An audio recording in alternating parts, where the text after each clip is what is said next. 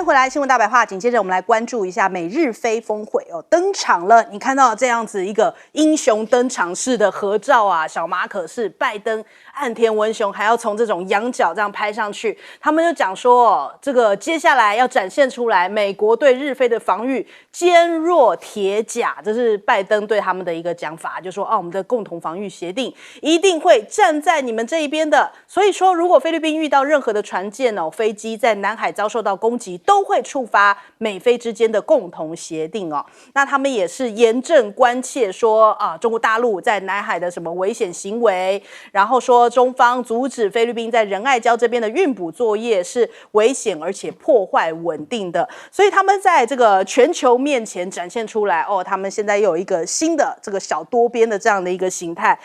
感觉上面是要围堵中国大陆。可是菲律宾自己本身国内又是怎么看待这件事情呢？首先来看一下这个菲律宾办公室的前主任，他说菲律宾已经成为美国的傀儡了。在最糟糕的事件当中，我也无法想象美国会在不到2年的时间里面让我们重新回到傀儡的位置我们国家的参议院在1999年把美军的基地从这里赶走了，我们那时候已经成功了摆脱了傀儡的地位。但是现在准确的来说为了要遏制中国大陆这样的一个挑战，那美国的霸权它就是拉拢了日本跟澳大利亚这3国三边联盟，但是呢菲律宾已经成为这3边联盟的忠实奴仆了。还有呢杜特地也接受了环球时报的独家专访他提到南海原本很平静，但是美国让这里充满了争吵，所以他是不站在美国这一边的。其实他现在本身杜特地在国内也跟小马可是吵得很凶就是大家意见不同，就觉得没有必要好像变成美国说什么就跟着做什么。那他说菲律宾政府以南海问题和台湾问题这些作为对华政策的基础，那其实原本南海是很平静的，可是美国人来了之后现在变得吵吵闹闹，而且感觉好像战争一触即发所以菲律宾本身对于小马可仕的做法都有存在非常多分歧的意见。那再来看看这个岸田尹锡悦感觉难兄难弟，因为现在岸田的内阁支持率又创新低根据这个日本时事通信社11号发布的他们最新的民调显示他现在目前内阁支持率已经掉到只剩下 16.6%， 比起上个月还降了 1.4个百分点，也是他现在目前成立以来这个内阁成立以来最低的支持率。更让大家觉得这个美国就是日本国内这个炸锅的事情是岸田文雄去到美国阿灵顿国家公墓向美国的军人鞠躬献花我们来看看画面，就大家觉得很不可思议这样的一段画面在日本的网络上面跟民间炸锅了。他们就说你怎么会第一件事情去到美国访问，竟然是去向美国的军人鞠躬献花，所以他这样的行为在日本引起了轩然大波。那很多的日本的网友都在网络上面 X 上面痛骂，就说你到底是哪一国的总理岸田总理你自己都没有去参拜靖国神社，然后结果你却前往了阿灵顿的墓地，证明这个日本是完全忽视的态度。甚至还有日本的网友讲说，那是不是你应该让拜登来访日的时候去靖国神社呢？所以完全是触动了这个日本的敏感神经他这样的一个作为。那再来我们看一下韩国这边，因为尹锡悦的国会选举是大败的情况下BBC 就讲说这尹锡悦是被冲打倒，执政党惨败的一个情形。那他说当初尹锡悦就是以韩国史上最小的差距，他得票率只赢对手 0.7个百分点而当选而且他的支持率一直大概都维持在 30% 到 40% 而已上个月甚至有一半的受访者认为他至今为止的工作都做得非常的糟糕，所以他在国内是不得民心的。除此之外，还有这个法广也讲了，他其实这一回的国会败北已经让他变成了跛脚鸭，包含了万圣节踩踏事件还有现在这个大葱事件，他不知道葱的价格，以及他的这个第一夫人金建熙一连串的丑闻，还有他的岳母伪造财务文件，这些事情都已经让大家对尹锡悦非常的不满了，所以反映在这一次的国会大选当中的大败。但是呢，日本也看到了这个韩国这个尹锡悦大败的事情。那我们看日经他们有一个讨论，他说恐怕接下来这个日韩的历史纠纷又会再现，因为大家也知道尹锡悦还对日本的国旗鞠过躬就是好像遇到了日本，他也是这样子扮贵姿态，让韩国人非常不爽，但日本人挺高兴啊，觉得说，你好像这样子是站在我们日本这一边的所以他们就担心说，如果尹锡悦这样认同日本的立场，未来他如果下次大选败了，然后变成共同民主党再次执政的话，恐怕韩日的合作也会再出现变动。但是现在日本、韩国乱成一团可是他们最终还是要转过来，要跟中国大陆见上一面。因为现在韩国大操大办的在想说5月底的时候，5月25、26、27想要举办这个阔别4年半的中日韩峰会，但是呢，现在中方的态度其实目前都还有变数。可是韩国好像这样紧锣密鼓，一定要办这件事情。为什么你明明是亲美，还要转过来要求中国大陆呢？到底是不是因为你自己现在本身在国内跛脚的这个问题？那你看到，可能一方面也是因为北韩现在也有一些军事动作赵乐际他现在去访问了北韩，而且呢，就讲说现在是要启动中朝的建交75周年的友好年。那其实韩联社就报道了，接下来这可能这个动作就是为着金正恩要访问中国大陆，应该会是在下半年的时间来访华，这也是事隔5年再一次的习金会所以紧锣密鼓的5月份普京访华，然后接下来下半年也会有习金会出现，所以感觉俄罗斯、北韩、中国大陆又要连成一线来对抗所谓的这个美国联盟嘛？这首先我们来请教一下亮哥怎么看呢？我们请摄影大哥拍一下，你看岸田从去年6月到现在，民调就从来没有上升过。那岸田事实上他想要用这次的访美来拉抬他的支持度，完全无效每况愈下，继续往下跌这表示日本民众根本就不买账嘛那因为9月日本内部的总裁可能要改选嘛，那岸田现在想办法就是消灭党内的挑战者所以安倍派不是被解散吗？那他就希望拜登能够挺他一下，让自民党内部没有挑战者可是问题是你民调那么低即使你在执政坦白讲，你也没有办法凝聚日本的国家啦。现在我还看过另外一个叫政党民调，自民党现在在日本的民调只有28%，好低可是呢，其他的政党都不到10%，然后没有任何政党认同的有41%，所以我跟你讲，日本这个政党体系已经瓦解了。就是没有人，就是像岸田搞这一种什么地缘政治联盟啦什么的。日本民众是一点感觉都没有了，那你再去对比尹锡悦，尹锡悦是第一个一面倒向美国的嘛，结果他这次国会惨败他这次惨败主要是人家集中选票去支持李在明所属的政党那尹锡悦民调是比较高啦，大概有30几左右可是呢，这个我们知道韩国一直是2大阵营嘛，就是亲美跟反美，那在这个情况之下，这个尹锡悦如果未来他的老婆再出个什么事难保他党不会分裂因为朴槿惠就是这样，朴槿惠就是因为发生闺蜜事件，结果他被弹劾因为韩国的国会议员是300席，弹劾要2/3，就是要200席嘛。那目前在野党是175席朴槿惠被弹劾是234票表示他所属的政党是有可能分裂的，所以这个尹锡悦最好不要犯错，犯错他的政党如果分裂，搞不好你变成第2个被弹劾的总统。可是现在中国大陆就比较就觉得中日韩峰会如果没有明显的好处啦，那我为什么要开？那现在最急的就是韩国，就是尹锡悦了因为日本毕竟亲美的力量还是比较大可是韩国就不是了。韩国现在是李在明的势力来势汹汹啦，那大家就认定李在明那个政党大概就是下一任的总统了。所以事实上尹锡悦后面那2年是很难做的。对，好，来请教介老师。对，岸前这次去美国我觉得他还是外长出身当然，阿林顿国家任务他不是第一个去的日本首相了，那个安倍就去了可是从日本的角度，真的，我是说，美国的总统绝对不会到日本访，绝对不会去他的靖国神社。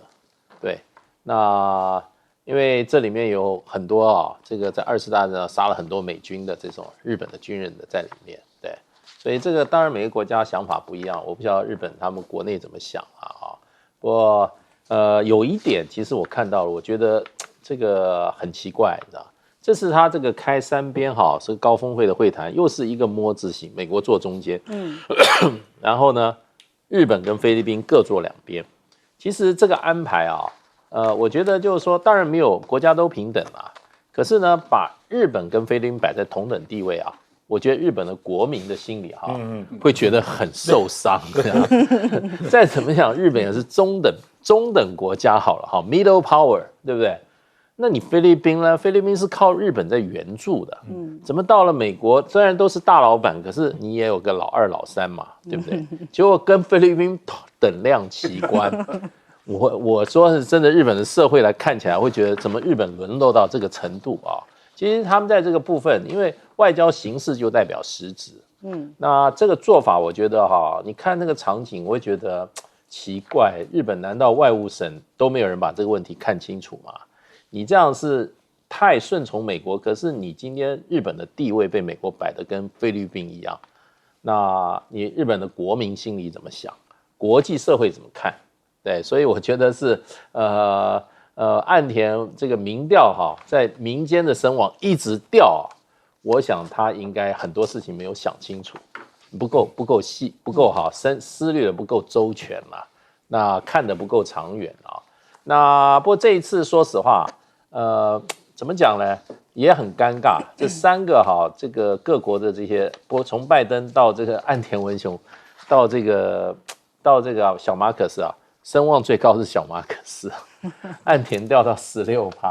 然后拜登是不是能够连任岌岌可危。那在这个情况之下，我觉得真正小马可斯还有任期保障，可是另外2个这个比较大的国家，这些元首基本上都不晓得明年此时那么是否依旧桃花是否依旧笑春风对不对？那就变成这2位可能都不在，那这种很可能会造成人去楼空的感觉。那而且说实话，这3个国家之间，美国跟这2个国都已经有最高等级的攻守同盟条约了，你还能往哪里进呢？对，70年前的格局你也没打破所以我觉得这个是一个炒短线，然后对于整个权力结构区域权力结构没有什么大的改变的一次演戏而已吧。所以现在感觉好像都用外交秀来掩盖内政。岸田平起平坐是得分，得分得分因为岸田这样子做，我看日本国民对岸田心里要给他扣分好，用外交秀来掩盖内政我们来问赖老师。美国真的是已经越来越不行了因为北约内部里面乱成一团我们看到他们对于乌克兰的问题莫衷一是那直接已经受到欧盟的这个外长的直接的挑战了那法国也直接在挑战北约，那美国的影响力跟领导力事实上大受打击，G7 也同床异梦了。你也看到，法国现在极力的要争取习近平5月到法国去访问，然后德国的总理马上就要到中国大陆来了，而意大利的现在在在接待这个王文涛的一个访问你看在欧洲的3个国家，那么已经跟美国没有站在同一个阵线上。AUKUS 基本上来讲，它的功能并不大因为英国是一个没落的已经不算是一个海权的国家了。英国已经不是一个咖，澳大利亚6万的军人来说的话，更不是一个咖。那搞了一个 AUKUS， 其实是一个啼笑皆非的一个组织所以我们看到。在 QUAD 来讲，印度跟美国现在是若即若离了情况并不十分理想。美国现在在想办法搞一个美日菲或是非日美或是日非美的这个联合声明。可是问题是我个人认为，美国开始接受考验了，不是中国接受考验了，是美国开始要承受考验了。为什么？联合声明里面讲了钓鱼岛。美日的安保已经拉到最高阶了，钓鱼岛涵盖在内，你知道吗？今天中国大陆的海警船就在钓鱼岛的12海里内来执法了。那你美国呢？你的太平洋舰队，你的这个驻日美军，你敢做什么？你能做什么？你日本的海上自卫队跟海上保安厅，你敢做什么？什么都不敢做。那弄了一个声明，浩浩荡荡的，结果我告诉你，海警船就在12海里内执法。那你日本跟美国，尤其美国是不是有考验？那另外，你说好搞了一个美日菲的一个在南海的联合声明，菲律宾你敢去仁爱礁，敢去黄岩岛，我敢保证你根本不敢去。你去了照样把你赶走，该喷水柱的喷，该赶的赶。然后你美国敢把军舰派过来，就实战演练嘛。所以到最后，你考验的不是中国大陆，被考验的是美国，那也就是说，你美国的军力在南海，你根本起不了作用。现在的日本跟韩国为什么民调支持度低成这个样子？这两位难兄难弟啊，这两位难兄难弟完全倒向美国，也就是岸田上来跟尹锡悦完全倒向美国的时候，那么为什么民调支持度低成这个样子？这代表美国跟这代表日本跟韩国的民众，他们对于美国的态度已经在转变了。也就是过去把美国捧得像神一样，他们现在不认为了。我觉得这个代表美国在全世界的影响力跟形象一直在往下走。现在只剩下美国还能依靠的是谁？就赖清德，绝对不可以怀疑美国，他还是神啊！这个就是只有赖清德，你做得到，了不起。好，我们先休息一下，广告之后马上回来。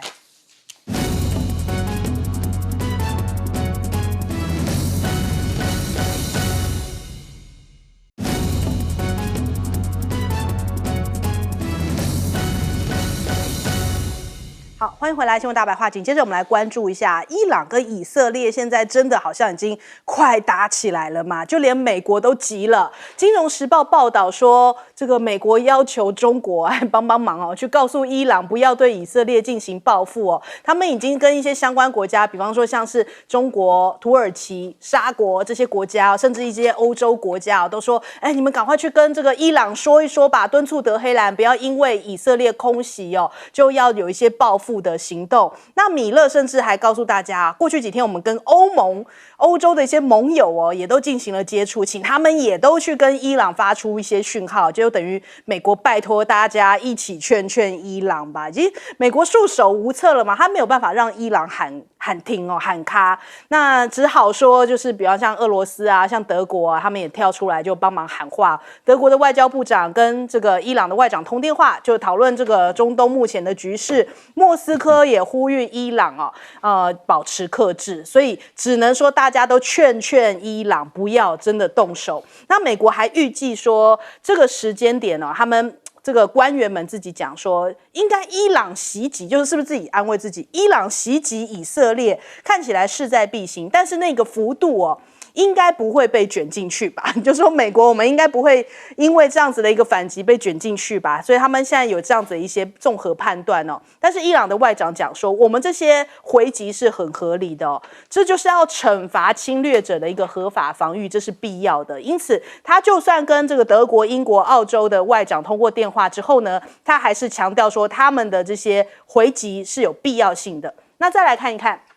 伊朗恐怕会要发动核战吗？华尔街日报一个独家消息说，现在这个知情人士透露，最快在24到48小时之内伊朗可能会对以色列的南部或北部来发动一些攻击。那听这个伊朗的领导人通报的一些人士表示呢，正在讨论袭击的计划，但是还没有做出最后的决定。可是以色列日报说，他们有接到消息上周五斋戒月的时候呢，伊朗的高层命令他们的核机构制造炸弹的这个机构正在制造一些相关的炸药，现在目前大概他们拥有150公斤浓度60%的铀所以他们很担心伊朗的这个报复行动会不会透过核武来进行，那这个影响就非常严重了。所以现在相关中东的国家都在呼吁说，不要到这个地区去旅游，因为可能真的快要发生战争了。纽约时报甚至讲说，他们观察到伊朗这2年来一直在约旦河西岸这一边不断的这个注入武器恐怕约旦河西岸也有可能会成为下一个引爆点。那伊朗甚至还扬言说要封锁荷姆兹海峡，要这个第3次的波湾战争如箭在弦。那这是伊朗的海军司令，他们说，如果遭受到攻击或是威胁，他们就会直接封闭波斯湾跟印度洋之间唯一的水道，就是荷姆斯海峡哦。那如果一旦封锁的话，恐怕这个油价就要飙破$100，而现在这个连金价哦，大概也是只差$10就要站上$2400了，都已经站上了历史的高点位置。但是以色列现在也不退哦，我们看纳坦雅胡态度上还是非常的强硬，甚至他回应伊朗，他是讲说谁伤害我们，我们就伤害谁。我们来听听。אמרתי שאנחנו בימים מאתגרים, אנחנו בעיצומה של המלחמה בעזה שנמשכת במלוא עוזה. במקביל אנחנו ממשיכים במאמצים שלא נפסקים כדי להחזיר את חטופינו, אבל אנחנו נערכים גם לתרחישים של אתגרים מזירות אחרות, ואנחנו קבענו עיקרון פשוט, מי שפוגע בנו, אנחנו פוגעים בו. אנחנו נערכים לענות על הצרכים הביטחוניים של מדינת ישראל, גם בהגנה וגם בהתקפה. 好，所以现在以色列人很担心啊，他们的民调显示说，恐怕现在的政府没有办法持续到2026。有84%的犹太人认为，现在以色列的政策恐怕会增强了哈马斯的力量，甚至还有一个新的这个调查，就是 Politico 讲的，就是美国也在评估，就是伊朗这个跟以色列之间哦，能怎么样去帮助以色列，但是这个伊朗又不会来报复华盛顿，他们现在已经在做这样子的一个内部评估了。不过在网络上面已经开始在流传说，哦，攻打特拉维夫的相关照片哦 ，X 上面也开始有一些人在转发这个，但是要告诉大家这是一个错误讯息哦。现在目前还没有爆发冲突，只是说真的是迫在眉睫了。彭博社甚至讲说，这个伊朗对以色列反击的话，恐怕会进一步让这个加萨的冲突更加的扩散。好，这首先我们来请教一下亮哥怎么看？我觉得这个取决于伊朗反击的那个规模有多大啦。比如说以色列有28个外馆，现在已经关起来了嘛。然后特拉维夫他把 GPS 关掉啊。伊朗说他48小时内就要开始展开反击，那现在都已经第6天了，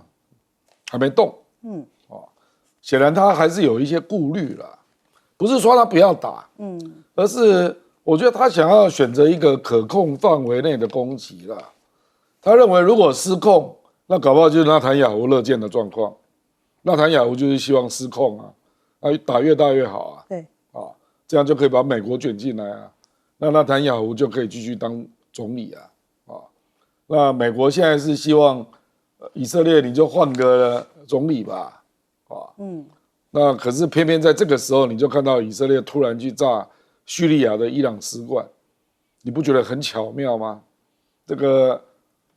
以色列这个时候有什么理由要去怀疑圣城旅要打以色列？这个是很奇怪的逻辑嘛。所以我认为就是纳坦雅胡故意的，他就是要引发伊朗卷入，然后希望这个战争要到达一定的规模。然后就可以让他打哈马斯，这个战争可以继续下去。而且他不用走人，那美国也会无可奈何，因为如果伊朗打以色列，那美国就没有选择了啦。因为美国全国一定反对伊朗打以色列的啦。所以伊朗现在就是要去想清楚他自己那个反战的反击的规模啦。他是要炸一个点就算了，还是要炸好几个点？无人机、导弹，还有没有别的？所以一定反击，只是规模大小。还有啊，不止啊，还有什叶派民兵要不要动？黎巴嫩真主党要不要动？那个就是地面的啊。如果黎巴嫩真主党介入，那恐怕就打没完没了了。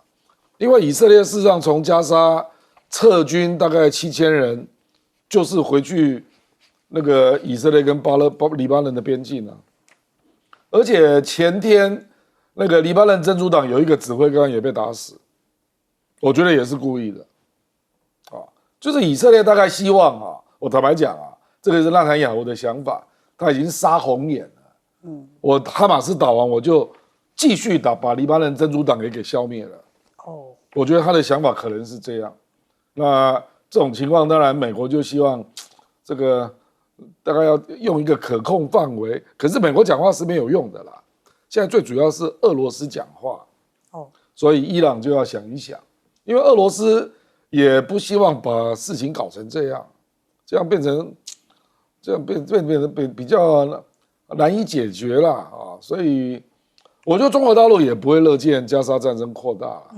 所以现在就是有各种力量可能在折冲之中啊，可是伊朗最终还是会反击啦，那只是说什么叫做可控范围这样。好，来问赖老师。内塔尼亚胡目前的做法有点像流氓一样啊，我觉得有点超过了啊。他先去炸人家伊朗的这个领事馆，炸了以后，然后他再说谁伤害我，我就伤害谁，好像他是受委屈的一样，好像他是被攻击的一样啊。那这个就好像说我先打了你，我欺负你，然后你反击的时候呢，你就是伤害我，所以我一定要再把你伤害回去。我觉得这个没有这个道理的啊，就是说我可以欺负你，你只能忍气吞声，但是你不可以反击。你一反击，你就是对我的造成伤害，我就一定要再反击你。我觉得这个不对了啊，这样子很不对的事情。我想国际之间只要稍微有点讲道理的啊，那么都不会认同有这样的一个流氓的一个行径啊，这个行为太流氓了。那当然我们都知道要平息这件事情，其实方法最简单，但是也做不到。为什么？因为你以色列只要惩罚谁下令的这个人啊，惩罚他，然后我想这个事情就可以平息。但是怎么可能会惩罚呢？因为以色列内塔尼亚胡就是一个下令者嘛，他会做这个决定，主要的目的就是把美国拖下水。那你会看到他的一连串的一个动作，就是要把美国拖下水。美国当然不愿意被拖下水，因为美国知道这个事情再扩大。那这个整个中东地区的战火一开，那就已经不再只是以色列跟什叶派之间的问题了。逊尼派也到最后会被卷进去，因为伊朗的外长今天已经打电话给这个沙烏地阿拉伯跟阿联酋还有伊拉克的外长，他们都已经通声息了，那么都强调就是说必须要团结一致来对抗这个以色列，而且对于哈马斯的对加沙地区巴勒斯坦的问题，他们必须要都团结在一起。所以等于是他已经在进行政治的动员了。为什么要做这个动作呢？因为他们的最高领袖已经下了一个决定了嘛，已经下达指示了。也就是说，这个仇必须要报的，必须要有复仇的这个行为。那目前伊朗所对外公布出来的讯息其实很明确了，不以以色列的平民百姓为对象。所以要不就是大使馆，要不就是以色列的军事设施，要不就是政府组织啊，政府的机构。那也就是说，只针对于内塔尼亚胡的政府跟军队来打。那这个叫代表什么？代表他是有节制、有限度的这样的一个反击的行为。那如果说假设今天他打了，以色列就忍下来了，那这个事情也就解决了。但是如果以目前以内塔尼亚胡的反应来看，他是一定会再反击。对，那不是就是要把事情升高嘛？对，升高的时候，伊朗就会看你美国介不介入。美国一旦介入，那就是封锁赫尔木沙海峡。我想这个目前的放出来的讯号，就是告诉美国我下一步会怎么做。我觉得这也告诉全世界，也告诉中东地区下一步他会怎么做。我觉得这个目前来讲都是把明的态度都表现出来，那就要看你最后你美国怎么做选择。好，来请教介老师。现在这个国际的油价已经在上涨了，这个是美国就已经会开始受到影响了，因为这个会影响通膨。美国如果国际油价一直往上涨的话，影响通膨。另外一个，俄罗斯也会赚比较多的钱。对，那俄乌战争的话，俄罗斯这个军火的这个钱又有着落了。所以呢，我觉得伊朗是算得很精的。我觉得他一直在敲这个战鼓，可是呢，他的飞弹不晓得什么时候射，要怎么射，所以他不断的一步一步试出来这个讯息。不过现在就是说，伊朗跟以色列、伊朗跟美国之间纠纷基本上都还没有攻击本土。虽然以色列有过，可是它也是这种也是一种擦边球的方式。那这一次事实上他打的是伊朗在叙利亚的大使馆的领务部，怕它整个炸掉了。当然，这个当然是伊朗的认定，就是说照国际公法这个我海外领事馆就是形同我国土，我的自己的国土，所以你都是攻击我的国土。可是呢，这个国土跟真正的国土还是有这么一点差别。对。所以你今天伊朗如果说要去攻击以色列的国土的话，那他的报复事实上又有升高这个报复了。那也可能会招致下一次以色列就直接攻伊朗的这个本土。所以呢，现在就是说，到底伊朗要怎么回应？我觉得伊朗正在怎么讲？他先造成一个声势，目前虽然是悬而未发，已经对美国造成很大的威胁了。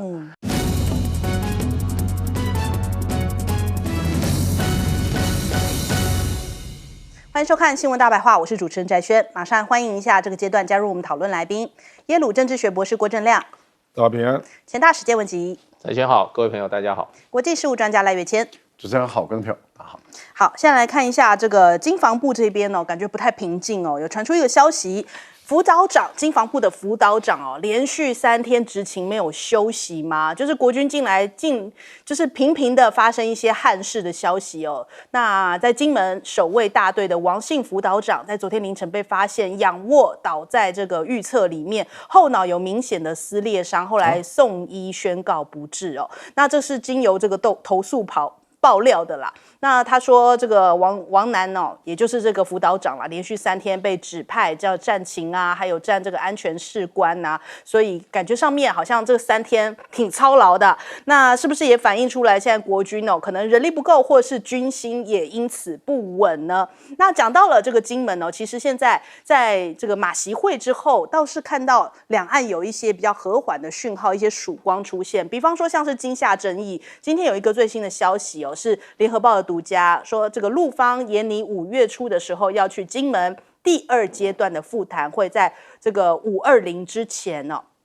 他说，因为现在目前搁置了2个多月，那胡姓军人调客呢，他迷航到大陆也将近要1个月了。据了解，现在陆船事件两死的家属在520之前可能会再去到金门一趟，来展开第2阶段的复谈。可能也是因为这个马习会后应该也是大陆方面就是比较和缓一点，释放了出来，就是可以再复谈的一些讯号。另外，现在两岸的观光因为习近平的一句话说，乐见大陆民众多去祖国宝岛看看今天在股市上面就反映出来了，航空、饭店跟旅行社都大涨特别还有8档是飙到涨停的消息，因为很多旅游业者都等这个讯号，等大陆的朋友们来台观光，等好久了。那终于听到这样习近平这一番话，那今天看看这个航空双雄长荣航、华航还有观光股都爆量上扬，大家通通都买进那甚至还包含了一些旅行社，三富、五福、灿星都飙到了涨停，也反映出来大家的一个期待值一句话让这个两岸的观光是不是有回温的一个曙光出现呢？再来就是 ECFA因为其实在这个去年的时候很多这种讯息出来，就是 ECFA 可能快要断掉了，有可能会在520前后是不是就会终止 ECFA 呢？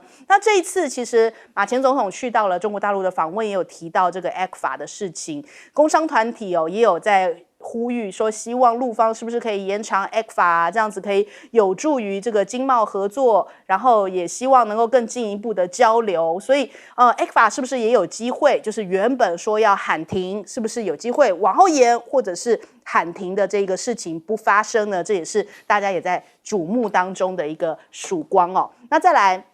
美丽岛电子报今天有一个最新的民调出来，因为这一次马前总统去中国大陆的访问，一直有提到一个关键词，叫做中华民族，就是我们两岸都是炎黄子孙，都是不可分割的，我们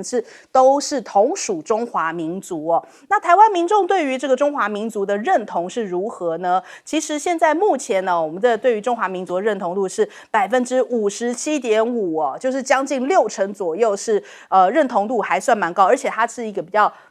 美丽岛电子报大家说可能会有机构效应，比较可能绿的色彩一点的这样回答度还到了60%，所以感觉上面这是未来是不是可以多做琢磨，让两岸沟通的一个基准点，也就是中华民族作为一个沟通。那年龄交叉比对其实在40到49岁，甚至高达69%的人是认同自己是中华民族的一份子所以这个是目前这个最新民调看得出来台湾民众对于自己的身份认同度。再来看到这个美国感觉上面好像拉帮结派，又想要搞这个新世代的八国联军吗？你看哦，他先有这个巡弋飞弹跟这个无人机哦，他们就说啊，为了要防范这些，所以他们的伯克级驱逐舰现在要增加公羊飞弹。他们计划在伯克级驱逐舰上面啊，要有这公羊飞弹来取代现有的方阵快炮，就说对于这飞弹的拦截效率会比较好，而且连英国都参与其中吗？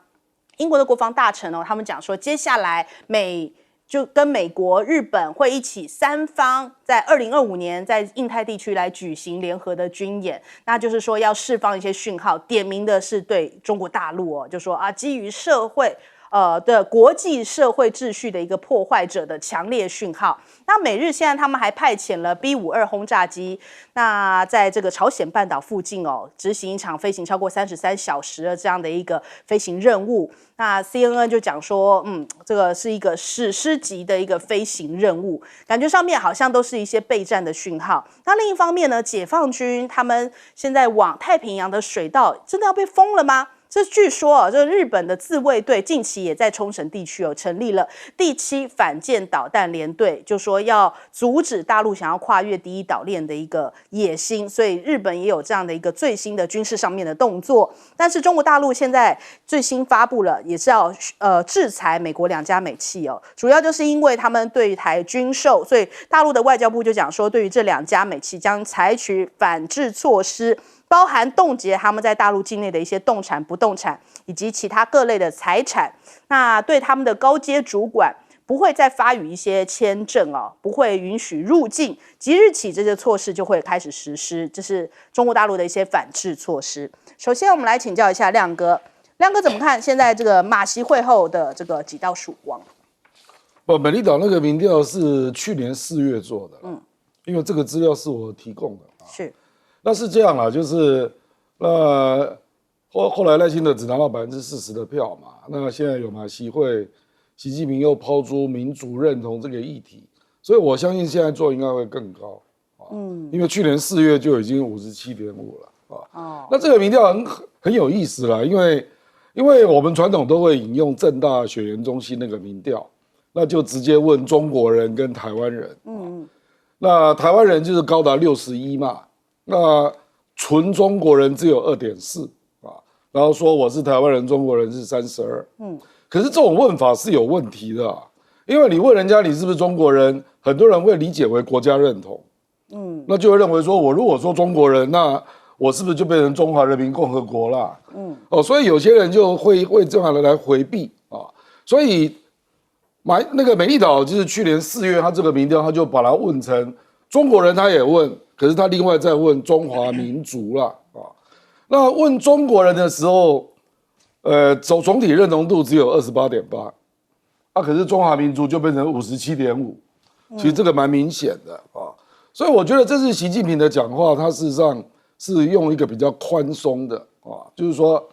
这个只要你认为两岸都是中国人，然后同属中华民族，那大家就可以坐下来谈。其实他这个是一个放松的姿态了。因为我后来就看到金灿荣教授也做了一个视频啊，说赖清德你只要认为你是中华民族哦，那也许有坐下来谈的机会了。那习近平为什么愿意这样说？我觉得就是他对中国的发展有自信。所以他会觉得说，你只要在民族认同上，那你认为我们就是同属中华民族，那大家就有谈的空间了啊。那美丽岛那个民调，事实上你要细看它的各党的支持，那就更有意思了。因为我今天收到美丽岛给我这个去年4月做的民调，然后他就发现啊，认为自己是中华民族的民进党里面有40%，可是这个认为自己是中国人的民进党里面只有12.6%。我们讲的是民进党的支持者啦，对，是很广义的啊。所以我觉得这个就是一个对国民党比较有利的概念啦。比如说国民党，你老是被人家问说你到底是统派还是独派，那这个问题坦白讲啊，你讲统一在台湾一定是少数啦。那你去问你是中国人还是台湾人，那讲到中国人，因为大家搞不清楚你是不是广义，包括要跟中国统一嘛。所以我是觉得这个对国民党来讲，因为国民党长期以来在两岸的论述上都有点消极被动，不太敢去说自己的立场。那我觉得这里就变成是国民党可以讲的一部分，你就可以说我主张我是中华民族，两岸都是中华民族，那我们都支持中华文化，那都是中华文明的一部分。那我觉得这样子，民进党就会陷入尴尬的选择啊。所以我是觉得这样啦，就是说，习近平他愿意这样讲啊，因为他大概也面对到，你如果问主权，你是属于哪一个国家，那这个你要赖清德回答是非常困难的啦啊。那我现在就宽松一点啊，你是不是民主的一份子？你如果要问你是不是国家的一份子，是不是一个中国，我看民进党不可能回答了。那你如果问说你是不是中华民族的一份子，那如果这样大家就有谈的空间。那我觉得这个坦白讲，我觉得从大的概念上讲是一个善意了，那这个也可以说是马习会所触发的一个，我觉得是习近平丢出来对和平统一的一个最宽的论述那至于你要不要坐下来谈，不是说直接谈统一啦，而是你愿不愿意先承认你的中华民族身份？这个议题也不是习近平发明的啦，事实上过去就有人这样主张过，说是不是先从身份认同、从文化认同、从这样切进来，那这样也许两岸的空间会更大。这样，好，请教介老师。对，其实我觉得这个民众身份认同，其实这个资料哈，其实我看了我也觉得哇，这个原来是这样哈。这超出我们常识的认识，对，可见过去我们对台湾的这些好像觉得大家不承认自己是中华民族比较占多数，那这个刚刚那个郭委员讲了，他去年4月就这个数字了，那今年一定是大幅上升啊，对不对？所以我觉得这个就变成就是说反映一个现实，就是说大家对民族认同，大部分人都没有问题的，都是中华民族啦。那这次习近平讲得很清楚啊，就是说大家都是同一个民族啊，很多事都是炎黄子孙，那很多事就是一家人了嘛，对，那所以他也没有讲到统一，他说家国的怎么样，他讲家国的团圆嘛，好像是这样子讲啊。那这一次马英九他对于一国两制各自9·2共识等于各自表述，他也讲了出来了，对。那这个过去这个民进党一直讲说一国两制，大陆已经讲了就是中华人民共和国嘛，对不对？大陆马英九讲各自以自己的方式来表述的时候呢，习近平没有否定啊，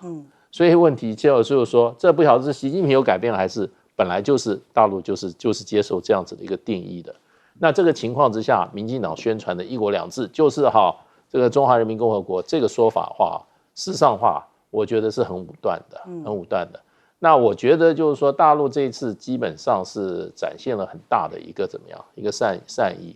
除了是跟马英九在讲话的时候，他也跟这个赖清德这些独派的也在讲话，对，他不是只对单一对象讲的，所以我觉得这个部分真的不晓得民进党内部有没有像我们郭委员对这个事情有这么深入字里行间的前后对照的来认识了解，那不要就是说大陆丢一个善意的球以后那这边的民进党还要怎么样？还要怎么讲呢？继续让两岸的关系继续恶化下去，继续坚持下去。那当然最近这我小补一下请说。美国之音第一时间对马习会是乐见，说希望两岸继续对话，对。所以国务院，对，所以这个其实是很清楚的，而且这个我想陆续可能会有关马英九这次2次马习会以后的台湾的这个民调陆续会出来，陆续会出来。这个事实上看现在各方的反应来讲的话，事实上都是很正面的，都非常，大家希望和平，大家希望两岸很多事情都能够坐下来谈，都能够解决。大前提现在已经更为宽松了大家都是中华民族，大家都是炎黄子孙了这个前提之下都可以开始一种善意的互动了啦。对，那我觉得这个对台湾来讲的话是非常重要的，对吧？我们在台湾，我们是不希望两岸关系继续恶化的，对，我们也不希望两岸关系继续受到外力的主导，这个外力主要是美国的政策，一边倒向美国，完全不考向台湾的利益的话，这不符合台湾人的期望。我们台湾人，我觉得主流就是和平，就是怎么样，两岸本来就是一家人，对，那么在血缘上，在这些文化上就是分不开的，那历史遗留来的政治问题，也没有人立刻就要把它去把它一下子把它解开，那个是要一个一个解，慢慢解的。那所以我觉得这一次马英九去真的是带回来了很多非常宝贵的一些对于化解当前两岸紧张局势更往紧张局势走的很多的怎么样通关密码回来了。那希望这个民进党政府能够这个尤其赖清德他们放弃意识形态吧，一切从台湾的2300万人的福祉出发，不要用自己的意识形态把自己的眼界跟那个动行为的这个弹性东缩限起来，这是对台湾不利的。对，就是看起来有几道曙光但是就是看赖清德他们那边能不能接住这些善意的球，然后给予善意的回应，让两岸回到善意的这种沟通往来。我们来问一下赖老师。我觉得如果这样的期望也太多了因为我们看到股市涨，我估计大概一日行情因为民进党的当局已经尾盘跌了，对，民进党当局已经回应了而且是很恶意的回应因为习近平讲得很明白的，就是希望大陆的朋友多到台湾来走走，台湾的朋友多到大陆来走走。那你看民进党当局就没有打算要让大陆的朋友来台湾走走，那么也没有同意我们的观光业者组团让台湾的朋友到大陆走走。你看这个一开始的时候就把这个善意就把它推翻了。所以我觉得这个高兴太早了这第一个，马英九这次到大陆访问是成功的所以美国国务院在第一时间就反应表达赞赏他肯定乐见两岸之间有这样的一个对话。那赖清德很明白的说，不可以怀疑美国人，绝对不可以，必须完全相信美国人。所以美国的国务院都肯定马英九。那谁在批评马英九，谁就是跟美国人为敌，谁就是否定美国人，谁就是违反赖清德的不可以怀疑美国论都是民进党在骂。陆委会第一时间就反对你这个陆委会你应该赶快下台你对不起赖清德。赖清德说美国人都不可以怀疑的，美国人国务院已经说我很乐见那你怎么可以批评呢？所以我觉得这些怀疑美国人的民进党的当局应该要立刻辞职谢罪这个因为直接违反赖清德的指示，这还得了另外我们谈到了一个两岸，目前来讲两岸的人民最大的公约数就是同属于中华民族。大陆这边100%可以这么说，只有少数，台湾这边至少60%以上，所以最大的公约数是同属于中华民族。中华民族的灵魂就是中华文化，谁要去中华文化，谁就是叛徒，就是台湾民众的叛徒，因为台湾的民众绝大部分都是中华民族。所以我觉得在这个情形下，谁要再去中国化，谁要否定中华文化，谁就是我们台湾的叛徒。好，我们先休息一下，广州忙回来。